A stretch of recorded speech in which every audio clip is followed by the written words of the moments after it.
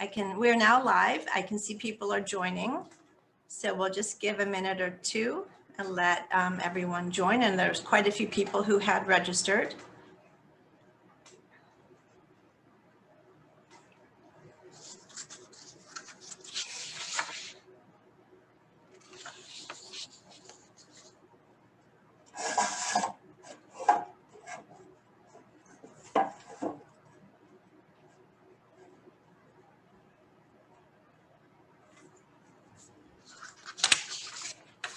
Okay, welcome everybody.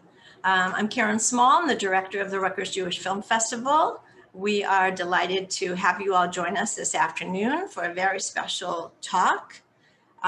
We are hosting the German film director, Caroline Link, who directed two of the films in our festival this year, Nowhere in Africa, which we brought back as an audience favorite, and her newest film, When Hitler Stole Pink Rabbit.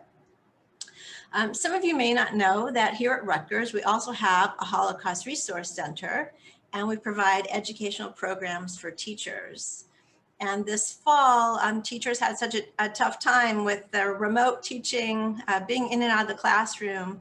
We didn't have an in-person program for them, but instead we sent them an at-home professional development kit, which included a copy of Stephanie Zweig's memoir, Nowhere in Africa, which the film is based on, and a ticket to the movie and today's talk.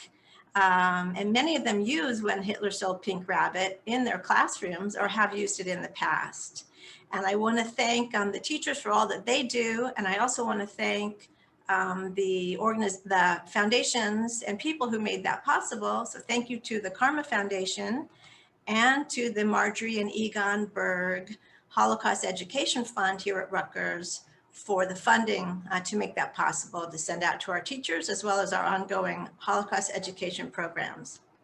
Oh, there were some popcorn and snacks in those kits as well to enjoy during the movies. Let me introduce our filmmaker today. I also want to let people know that if you'd like to ask questions, please put them in the chat, which is located in the middle of your screen near the bottom. We will be reading through the chat and looking for questions to ask in the second part of our program. Filmmaker Caroline Link is the only the second woman in film history to have won an Academy Award for Best Foreign Language Film for Nowhere in Africa in 2001. We first showed this film in our film festival in 2003. And when we were looking for a film to bring back, an old film, and we realized that we had a lot of interest in Caroline's new film, we decided to show the two of them together. She is one of Germany's most successful film directors and storytellers. She studied at the Munich Academy of Film and Television. Her first feature film in 1996, Beyond Silence, was about the daughter of a deaf couple who falls in love with music. It was also nominated for an Academy Award for Best Foreign Language Film. Family, childhood, and coming of age are central themes throughout Link's work and carry through in her recent film adaptation of Judith Kerr's classic novel, When Hitler Stole Pink Rabbit, which deals with the refugee experience during the Nazi era. The film has become a German box office hit and received numerous awards and nominations, including Best Youth Film at the Bavarian Film Awards and Best Children's Film at the German Film Critics Association Awards. So Caroline, thank you so much for joining us. And I think I'll start off with the first question about When Hitler Stole Pink Rabbit. Was that a book that you read as a child? Yes, to read the novel from Judith Kerr, When Hitler Stole Pink Rabbit, was mandatory for us when we were children in Germany. I think she wrote it in 1971 and it was translated. She wrote it in English and it was translated into German in 1974. And about that time, I read it when I was 10 or 11 years old at school. And I remember that it made a very strong impression on me and that I liked the book very much. And I was very grateful for Judith Kerr that it was about the fleeing of a Jewish family, but I didn't have to be afraid of the book. It wasn't cruel or brutal or violent. And it was a start for us school children, I think, to reflect a little bit what was the dark history of our country. Hmm. Hmm. And did you have an opportunity to speak with her when you became involved with making this film? Did you meet Judith? Unfortunately, I didn't meet her because she didn't want to travel anymore. We spoke on the telephone many times, and she knew Nowhere in Africa. She knew my movie. I sent it to her again. She watched it again, and she knew it already.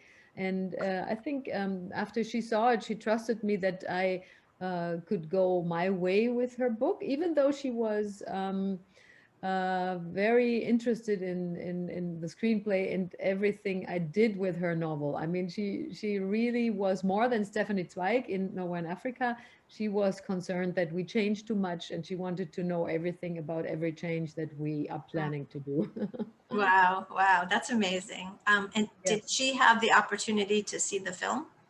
No, unfortunately, not. And that was very, very sad. I was in the sound studio with Riva, with our little main actress, Riva Krimalovsky, and we did some recording for the dubbing afterwards to improve some sound problems. And when the news reached us that Judith Kerr had died, and that was only a few weeks before we wanted to fly to London and show her the movie. She was very curious.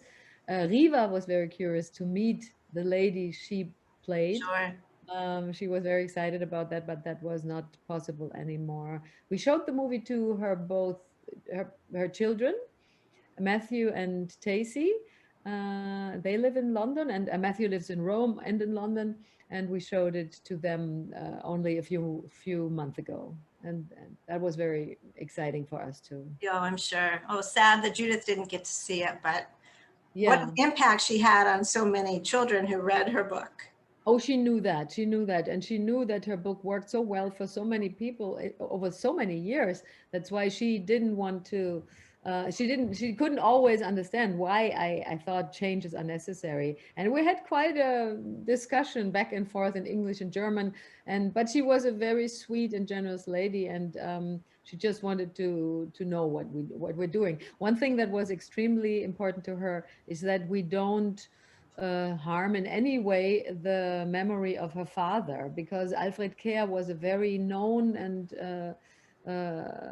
well respected culture critic, theater critic in Germany in the 20s. And he had a very sharp pen, like you say in German. He could really, with his critics, he could destroy theater plays or directors. And he was respected but not always loved by everybody, and to her it was very important that I are careful with the character of her father, and that because for her father was her hero, Mhm. and she loved him very dearly, and she didn't want any critic or anything critical about him in the movie. Wow, really interesting. Well, one of the, I'm seeing some of the questions that are coming in, and I'll try to include them if they fit into the flow of this conversation. What were some of the changes that, the decisions in the movie that were different from the book? And do you know how much the actual book, which was a memoir or semi-autobiographical, differed from her life experience? I mean, we all know when we are 50 something that you cannot remember dialogues anymore from when you were 9. And Judith wrote the book when she was in that age, about 50, I think. And she never said it's a true autobiography, because she didn't call that little girl Judith. She called that little girl in her story Anna, because she knew that she had to invent some moments and scenes, and to make a good flow of the story and all this. So I think um, her feeling of the time was very interesting, because that's what was one reason why I wanted to make that movie, because it was so different from all the other books I read about that horrible time. And Mhm. because she always said that that time was one of the most beautiful times in her life, and her brother also experienced this time as a very, very positive time. And I think that was because her father, especially her father, but also her mother, managed to keep all the worrying and all the existential fears they had away from the children. And the father, Alfred Kerr, was always pointing out the positive effects of changing countries, learning different languages, realizing where you are, that the world has many different facets and how do you say, many different beautiful aspects, and that it's always worth to look to into the future and not only into the back what you lost. And so that was a very, very, very special perspective on that time, that she said it is also, it wasn't only running away from something, but it was a huge adventure for her. Oh, wow. Well, she was so lucky that her parents were able to help them through that Yes. time and provide that perspective. And I know for the parents, the war was much more in their minds, even from a distance, Yeah. of what was happening in Germany. And we saw the same thing in Nowhere in Africa. They're far away from what's happening, but still very, very concerned about Yeah. the situation. We have a lot of movies in Germany that deal with that period of time, that time, and some movies are stronger and some are weak. I have the feeling we have seen maybe too many times in TV series or bad movies, the brown uniforms, the swastika, the Nazis banging on the door, all the cliche situations, and that doesn't really help to create an awareness and an interest in young people, because the stories are many times told in a very similar ways. So I always looked for some way to talk about that time from a new perspective. And both movies, Nowhere in Africa and also Pink Rabbit, had their own very personal perspective from Mhm, the outside onto that difficult time, and not only about the brutality and the cruelty, but what it means to lose home, to lose the place where you grew up, and to lose your language. mhm. And, and it furthers the idea of it's very hard to know when people say, oh, I know all about that, but every story is individual and every That's true. person in every situation had their own experience. That's true. And that's why you cannot tell those kind of stories too often, because a movie can do something that facts sometimes, or numbers, or documentaries cannot do in the same way. Feature films can individualize history, and when children, or not only children, young audiences and also grown-ups are moved by characters and personal experiences, then it's always a very deep, it can be a deep impact that those stories make on them. And I think I was reading about some of the interviews with when Hitler stole Pink Rabbit, and we were talking a little bit earlier of how you got involved with making the film. That I know that some producers came to you with the idea of directing this film, and is that why you were attracted to it, to show the story in a different way? I think what the actuality, I don't know, is that a word in English? Actuality about the subject matter in Germany is also not only the Second World War, the Holocaust, the Jewish refuge, but also that you talk about refugees today. I mean, that is something that children ask me a lot about, and I like that aspect of the story, that children can identify with Anna so easily, and they see this is a girl from the middle of our society. She's just like anybody else. And so we talked a lot in classrooms, and with children I talked a lot about refugees that come to us today and who have horrible experiences, and how helpful and necessary it is that we give them hope, and that we give them a place where they are allowed to live, and live in security, and find a new home. So it is not only the Jewish story, it is also the story of a political situation in Europe, which is very a big theme here in Germany and Europe. at the moment. Absolutely. And transitions and statelessness and homelessness, it continues Yes, to this day. yes, yes. One of the things that struck me with Nowhere in Africa, which I told Caroline earlier, I just watched again yesterday, so it's kind of on my mind, is that even though the Redlicks, the couple, were safe and away from what was happening in Germany, they weren't necessarily happy. And I think that is a myth with refugees, particularly Jewish refugees at the time in the 30s, that once they were away from the dangers and they were safe, it didn't mean that things always worked out for them. And I think they showed that so well with their marriage and the conflict between them. Yes, I mean, first of all, they didn't choose to live in Kenya. That was the only country that still took them, where they could get a passage to, and where they were allowed to enter the country. And it was never a free choice to go exactly to Kenya. I mean, the man was a man of his brains. He was a lawyer and he was an intellectual. What did he want on a farm in nowhere in Africa? So that wasn't a free choice. And of course, life was very, very difficult there for them. And you experience your partner in a relationship. I can imagine only, or I have been told by Stefanie Zweig, you experience the family members in a whole new surrounding. And while Jettel loved her husband maybe for who he was in Germany, and that he was a man of a good reputation and intellect and everything, who could offer his family a certain lifestyle and security. In Africa, he was a nobody, and he wasn't very good in farming and having digging a hole for water or whatever you need there. So I think under new and whole new challenges, you see the people that you love through different eyes, and you experience yourself challenged in a complete new way, and you don't know how you do in a country like that under circumstances like that. Yes, and they were so remote and so alone. Oh my God, yeah, right? yeah.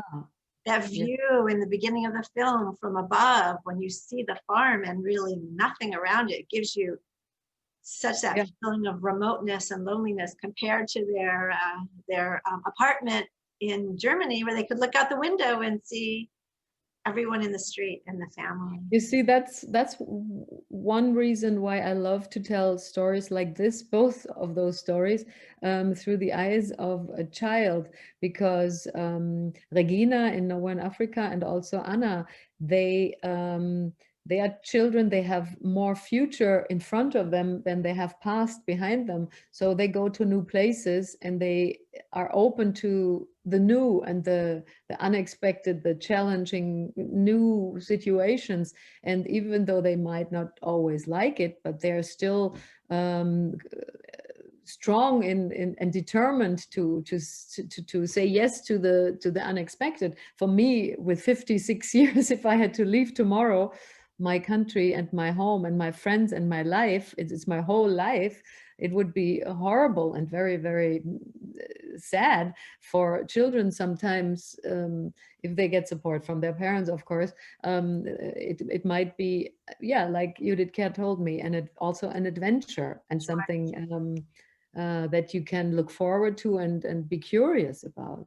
That's the difference between grown-ups and children, and I think we can learn and we can take an example how children sometimes cope with situations like that.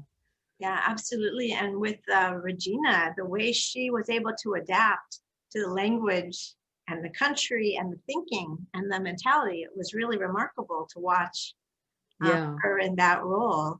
Yeah, she grew up with, Regina grew up with the feeling, Stefanie Zweig told me, that she's always, no matter where she is, an outsider in a way. She is not really, she's Jewish, she's German and not English. She's at home. Then when they went back to Germany, she was different than the other children, because everything that children learned in the years before through the war or whatever didn't make an impression on her, because she grew up in wilderness, in Africa. So she was socialized completely under different situations. So she felt all her life, she felt like a stranger somehow. Yeah, there were so many insider, outsider, mostly outsider Yes. situations in Nowhere in Africa and in Pink Rabbit. It's interesting though at the end that her father, Stephanie's, Regina's father, Stephanie's father, wanted to go back to Africa because I wanted to go back to Germany, thinking that that's where he would be an insider. And do you know when they went back to Germany, was he able to acculturate back into the country? You said Stephanie wasn't.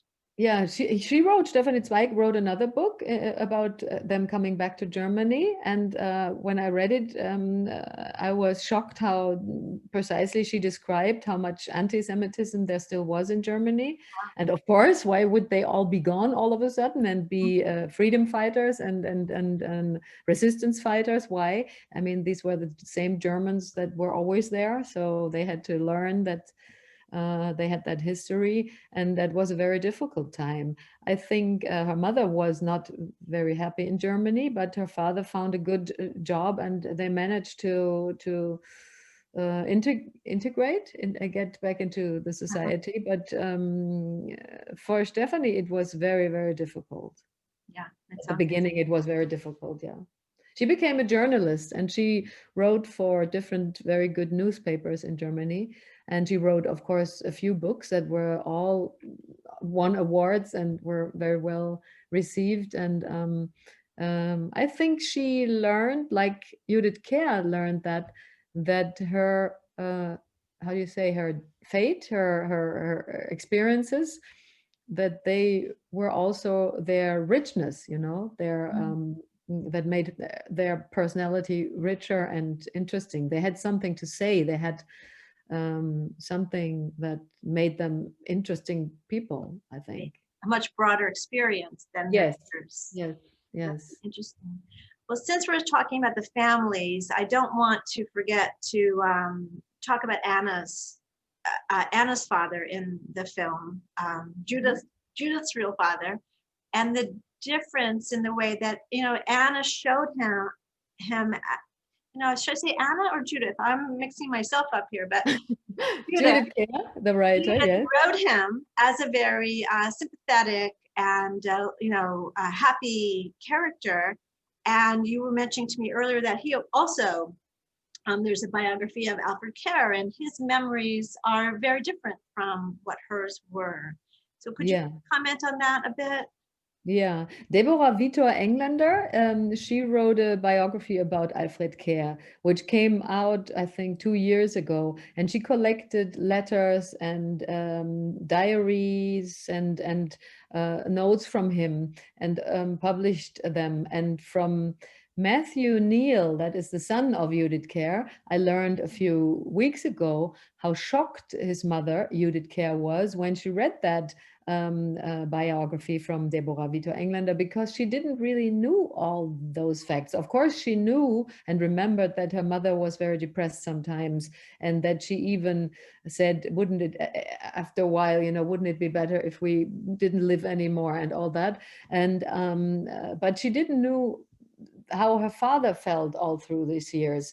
And I was thinking a lot about it, whether she really didn't know because she was, because it's such a long time ago, and or whether she really didn't realize that when she was a little child, because they lived in very small apartments together in Paris and later in London.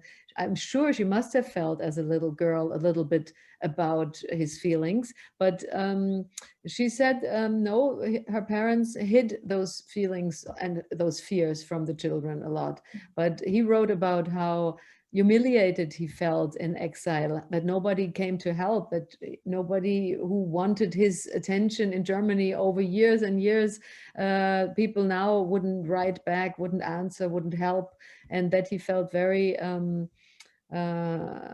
very forgotten, and yeah, that nobody wanted his writing anymore, and people were afraid that if he wrote critical things about the Nazis, that if they publish it, they get into trouble. The opportunism, their fears in a way disgusted him, because nobody came to support the family, and that was a very, very difficult time for Alfred Kerr. But Judith Kerr didn't want to talk about that in her book. And she told me when I wrote the screenplay that she really doesn't want me to bring too much of that into the book, because she wanted to make a book that comforts, in a way, children, or that shows how the strength of family, that shows how much the family, how they can get together through difficult times if they hold, if they stick together and are really support each other. And she always said, as long as we are together, nothing can happen to us. It's so interesting that she wanted to shape the narrative in that Yes. way. Yeah. So Yeah. based on her experience, but she had a very specific message she Yeah. wanted to give. Children don't want their parents to be weak, I think. Children want strong parents, because when you see as a child the fear in the eyes of your parents, then you get fear too. And the father, Alfred Kerr, he wrote about that too. He wanted to point out the good in the experience. He wanted to tell his children, look where we are. We are in Paris, in London, in Switzerland. These are beautiful places, places that have to offer something to us. Learn the languages, be courageous, step to the people, meet the people, learn about cultures, and that there are different cultures in the world. And that is a part of the truth too. It's not a lie. There was also something else, but he didn't really share it with his children, I think. Right, right. So we're getting quite a few questions about the roles that Owar played with the family, the Redlich family, and Hempe, I'm not sure if I'm pronouncing her name right, played, Yes. played with Anna's family, and the importance of the relationships between the children that they had with each of the helpers, domestic servants, houseboy, the cook, and that they were such strong characters in each of the films. And Yeah. could you talk a little bit more about them and their prominence? Ovur in Nowhere in Africa is a real character, and Stephanie Zweig told me a lot about how important Ovur was for her, because he was really the savior of the family. He when they had malaria, he was there. When he told the family, or showed the family, how to survive in Kenya, I think. And that is really not exaggerated in the story. Haimpi is a little bit, I strengthened the character a little bit, and I almost showed her like a grandmother you have to leave behind or that the family had to leave behind when they left, because I wanted to find not only one object like the pink rabbit that Anna has to leave behind, but also a person that, how do you say, stands for all the people that make a place a home, So Heimpi is a personification in a way of all the people you leave behind, of your friends, your family, your grandmother, your grandparents maybe. And it's always, I think, more, how do you say, feelable or emotionally stronger when you create a person that you can miss in the story. She doesn't only miss her home Berlin, she misses Heimpi. Like Judith Kerr did the same thing with the pink rabbit. I don't know if she really had a pink rabbit, but this pink rabbit stands for everything that was her childhood, her culture, her not only her toys, but the music, the carpet, the curtains, the view out of her children's room, of her room. Everything that she had to leave behind was that pink rabbit. And every person she had to leave behind was for me Heimpi. And Ovo is a similar character who represents Africa for little Regina. Sure, sure. And was there ever any contact later? Between Ovo and she has been, Stephanie Zweig told me that she has been asked that so many times, and feels so sad, because she always had to say, unfortunately not. He couldn't write, and there was not really a mailbox. She didn't even know where to send the letters to. So unfortunately, she never heard of him again. She never saw him again, and that is very sad. And I think the relationship to the housekeeper in Berlin was not as strong as I created it in the movie. So I don't think that Judith Kerr ever really had contact to the housekeeper of Berlin, of the Berlin house. Okay. But of course, to her family and her grandmother and to other people that she had to leave behind. Sure, of course. And the sad story with the uncle who died. Yes. Yeah. Yes. He was not really an uncle, he was a friend of the father. Ah, oh, So in Germany, children used to call friends sometimes Uncle Hans, Uncle Jakob, even if they're not really family uncles, but friends. Mhm. oh, that's interesting. I have my mother actually was born in Germany, and I have several fake aunts and uncles, and I never Yes. really realized that that was why. Yeah. Mhm. Even a cousin, she became an aunt. So Ah, yeah. Okay. yeah. Yeah. Yeah. Okay, I'm looking at some of the audience questions, and from Edgar, he's asking us. So Anna felt happy due to their lucky escape from Germany and from country to country, and had felt like she had a happy childhood. Would you say that Regina has as happy a childhood as Anna?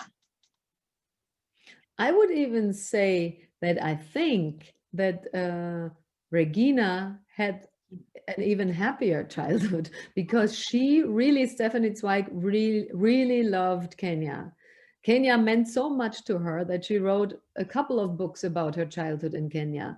And I think for her, it was really difficult to go back to Germany and to put on shoes every day and to be in small rooms and to function the way German people function. She grew up really in wilderness and she loved Kenya.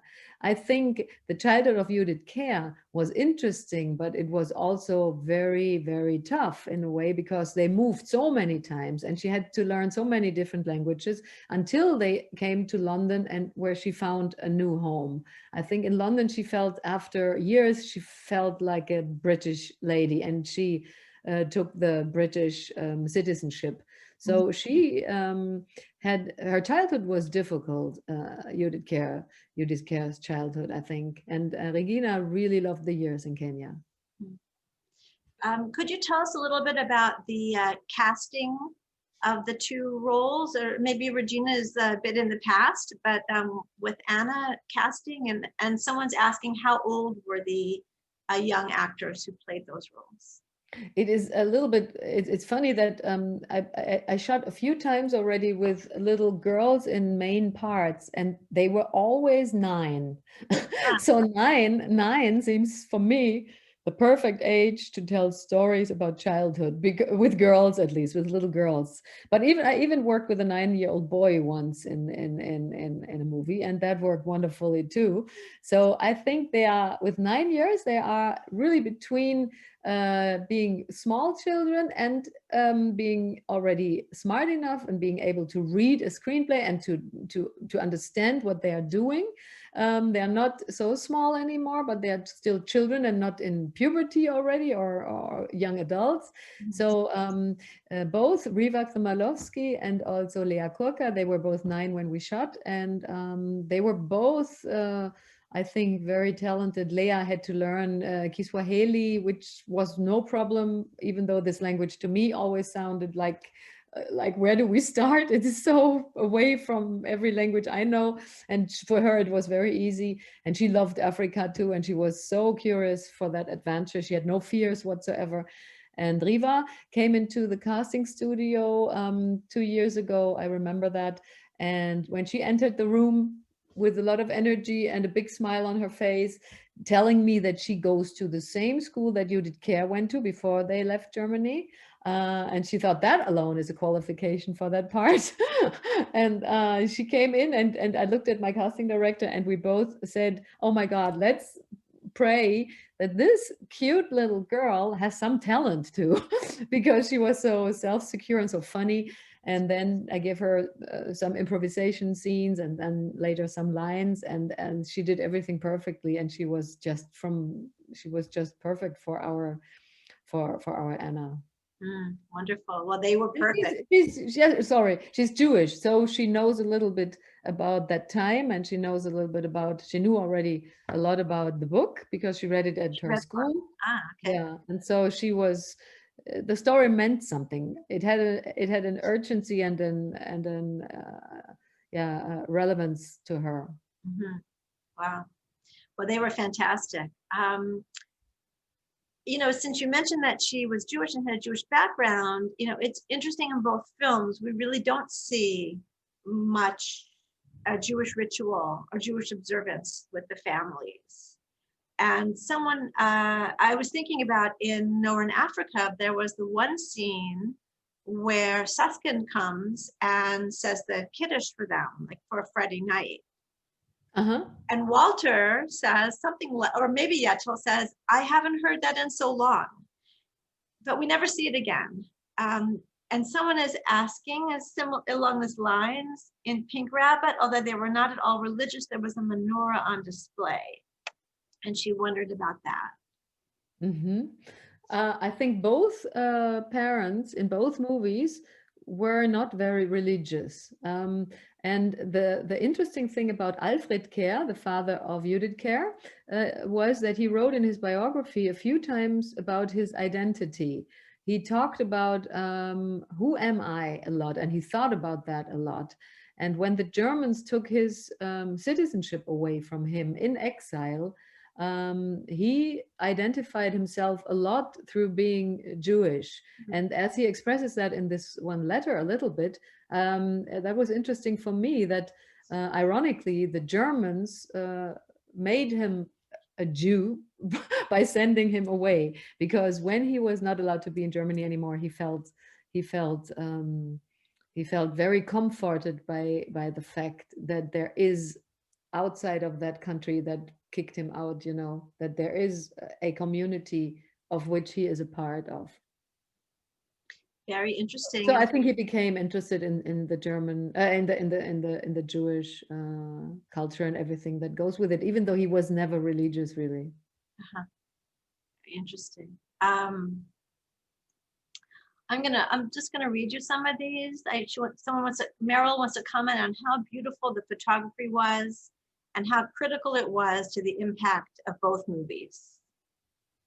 And it was just beautiful. And Nowhere in Africa won the German prize back at the time for cinematography, as well as a number of other prizes. So yes, both very beautiful. Thank you very much. In Kenya, it was important to me that the images are right, not only beautiful, but because we see many films that take place in Africa that use the cliche images of that country with wildlife and sunsets and acacia trees, and always show Africa in a sense that it is a very it's a paradise to live there. And of course, the Redlich family didn't experience it that way. For them, it was hot and dry and tough to survive.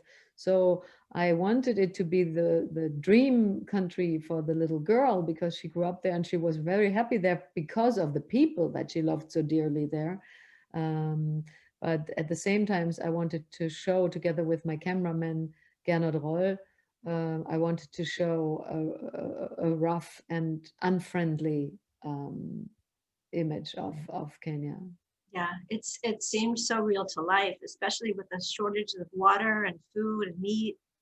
Yeah, I mean, it's so incredible where they had to live for some years. They improved their life a little bit, but it was incredibly tough. And even though for children it might be an adventure, for the parents, I'm sure it was sometimes it was hell for them, because what did they do with their intellectual background on those farms, you know? But that was the only place where they can survive. Right. And for Yetel, Regina's mother, where she first came with her china, flowered Rosenthal china, and said, don't even unpack it, we're not staying here. And there was such a change in her and such a growth and transition with her. And was that very much part of the way that Stephanie tells her story?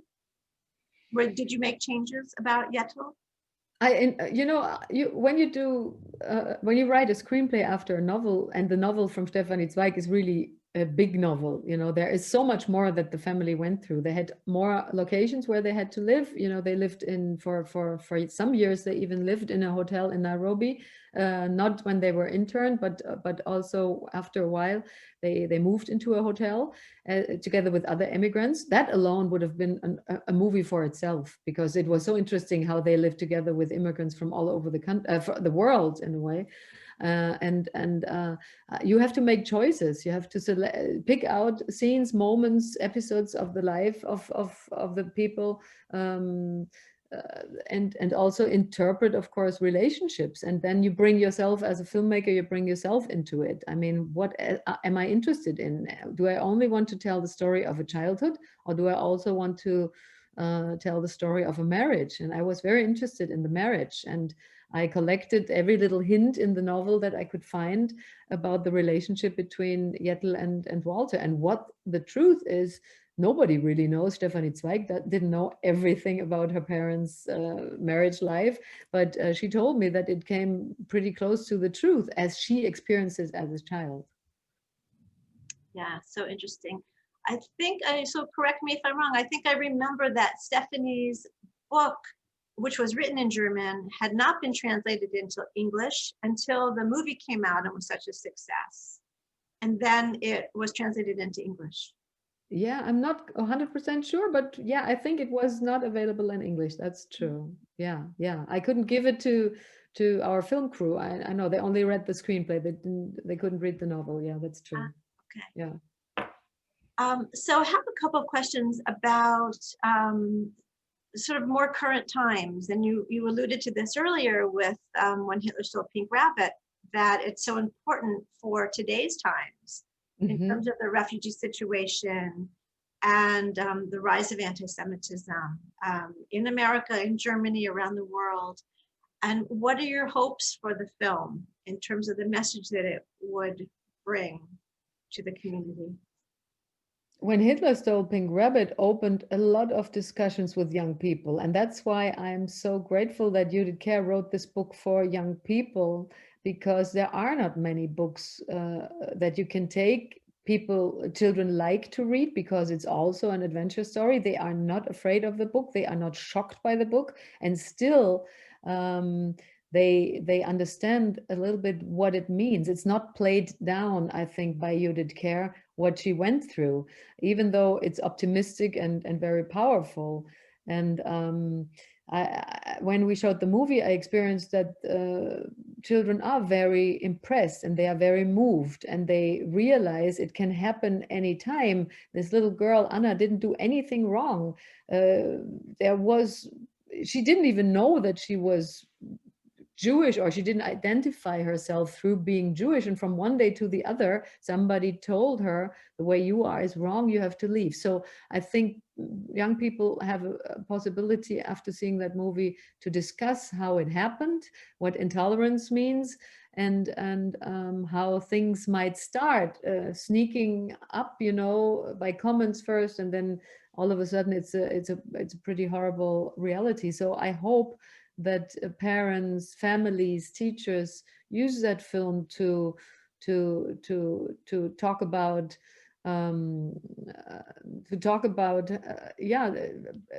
different perspectives in life, different cultures. When people come, that differences in languages and cultures are something positive that we have to embrace, that we can learn from each other, that that it is good that not everybody is the same, but that we in our hearts and souls, we are all humans, but everything that you can learn when you travel, when you go in different countries, when you meet people with different ideas of life, then you can take that as an opportunity to enrich your own personality and your own life. And the journeys that the little Regina made and that Anna made, they were not voluntary, they were forced upon them and their families, and they were combined with a lot of pain and sadness.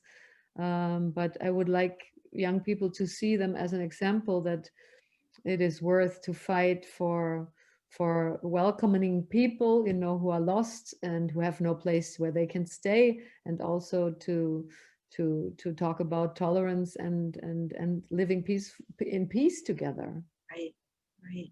And do you know if schools in Germany are showing the film, like as to school groups, or is it more individual? No, the book is very, very known in Germany when Hitler stole Pink Rabbit. It is very known and people were very curious about it. And it started to go really good with school classes. We have this so-called uh, school cinema weeks in Germany where they show different movies to children, and they were booked out with that movie. And then Corona started. And then in spring this year, nothing much was possible anymore.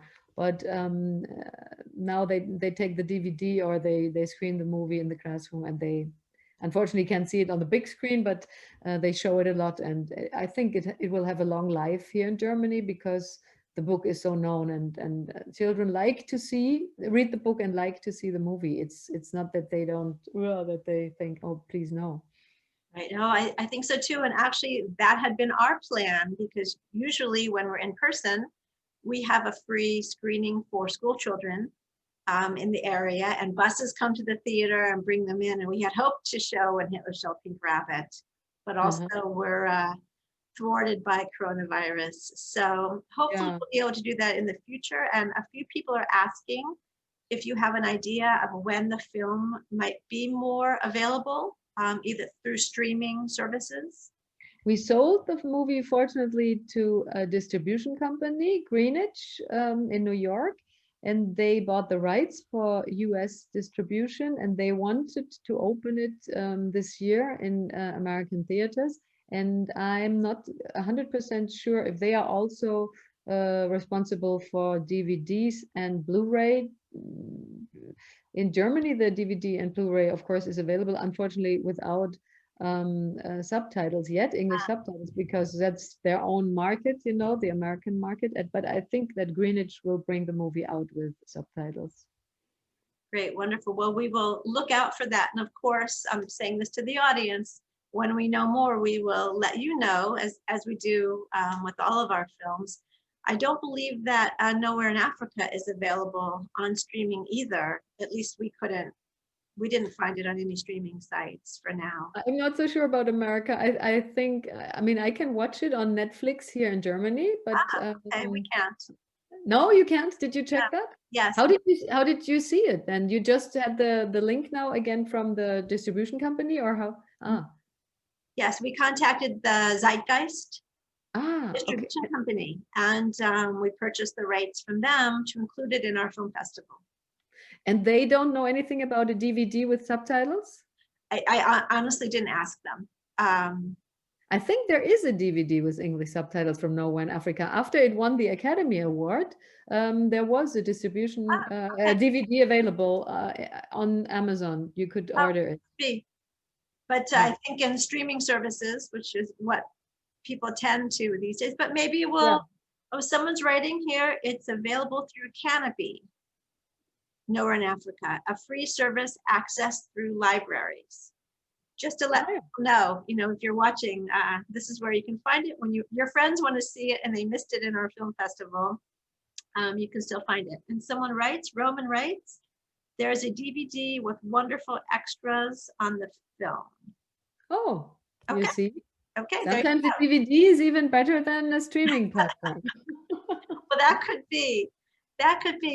Well, Caroline, thank you so much for joining us today. It was just so interesting to find that here in New Jersey and in Washington, D.C., there were a family who had gone to Africa also. Very similar to Stephanie Zweig's story. Yeah, there are pretty impressive life stories once you start researching where people went from Germany to Southern America, to China, even to Africa. And there are wonderful books about it, novels, memories, autobiographies, and there are incredible lives that people lived through that time. Yeah, so wonderful. Yeah. Well, thank you again. Right, I was looking for a lot of people are asking if this was recorded. So yes, this is a recorded talk. You can find it on the Bildner Center website. And again, I thank Caroline so much for being with us. I know you're so busy. We really appreciate it. Thank you for having me, and thank you for showing my movies. Absolutely. very much. We are thrilled. Okay. Thank you so much. All right. Thank Have a nice, you. bye. Bye-bye. Auf Wiedersehen. Bye.